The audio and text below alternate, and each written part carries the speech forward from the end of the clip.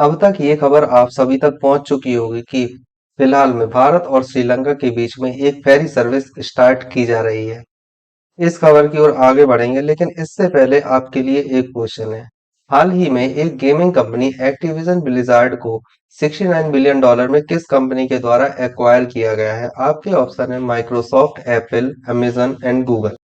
यहाँ पर आपके सामने द इकोनॉमिक टाइम्स का एक आर्टिकल है जिसमें ये बताया जा रहा है कि ये फेरी सर्विस लगभग 4 डिकेड के बाद स्टार्ट की गई है।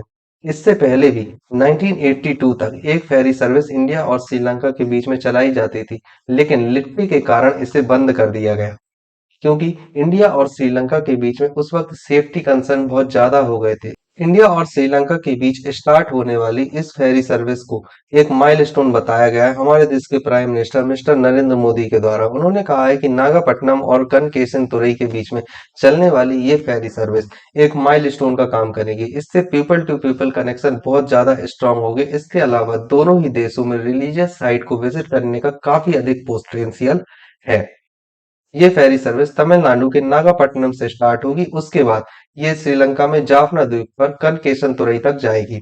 यहाँ पर आप एक सवाल पूछ सकते हो कि पहले ये फेरी सर्विस क्यों बंद की गई थी, तो उसका रीजन था लिट्टे।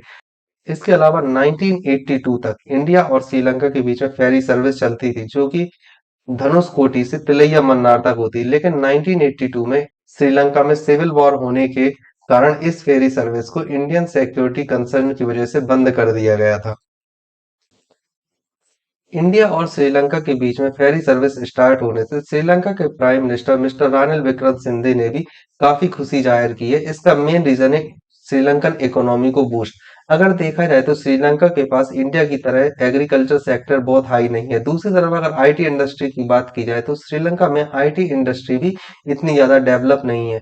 श्रीलंका का मेन इकोनॉमिक सोर्स होता है टूरिज्म, और इंडिया और श्रीलंका के बीच में फेरी सर्विस स्टार्ट होने से श्रीलंका में ऐसी बहुत सी रिलीजियस साइट है जो कि इंडिया के majority population Hindu population visit करना चाहेंगे।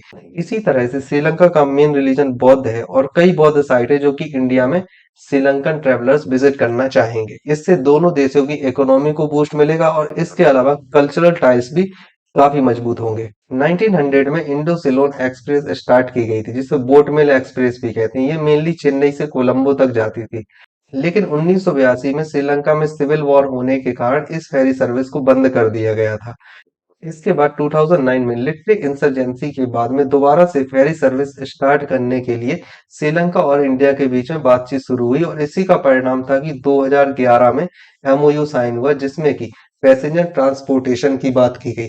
2017 में एक बार और इंडिया और श्रीलंका के बीच में फेरी सर्विस स्टार्ट करने को लेकर सलाह की गई थी, लेकिन उस वक्त कॉरपोरेशन ना होने के कारण किसी भी तरह का ट्रांसपोर्टेशन शुरू नहीं किया गया।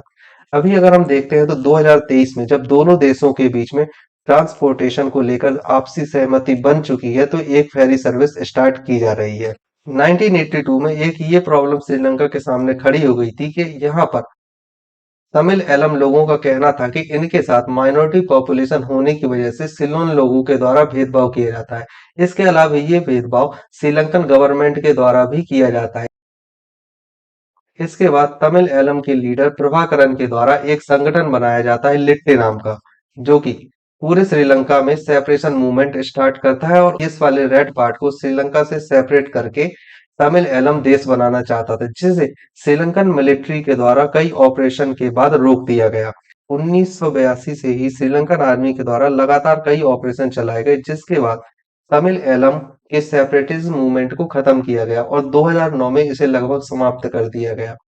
तब 2011 में प्रभाकरन की मृत्यु के बाद इस मूवमेंट को पूरी तरह से खत्म मान लिया गया और 2011 में ही एमओयू साइन किया गया, पैसेंजर ट्रांसपोर्टेशन एमओयू।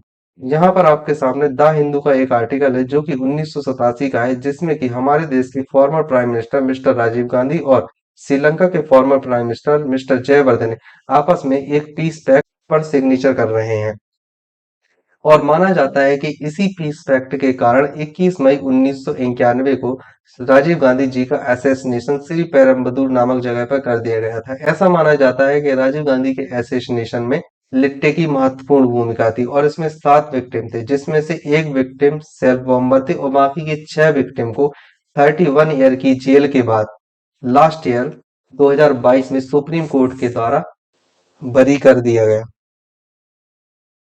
नागापट्टनम और कनकेसतुरई के बीच में चलने वाली फेरी सर्विस को शिपिंग कॉरपोरेशन और इंडिया के द्वारा ओवरसी किया जाएगा और इस फेरी सर्विस का नाम होगा चिरैया पानी। ये याद रखने वाली बात है। External affair minister mister S Jaishankar ने भी इस बात की सराहना की है कि भारत और श्रीलंका के बीच में फेरी सर्विस स्टार्ट की जा रही है। उन्होंने बताया है कि ये फेरी सर्विस दोनों ही देशों के टाई को काफी मजबूत करते हैं। फेरी सर्विस को 14 अक्टूबर से स्टार्ट कर दिया गया है। इस फेरी सर्विस में 50 लोग और 12 क्रू मेंबर एक बार में ट्रेवल कर सकते हैं।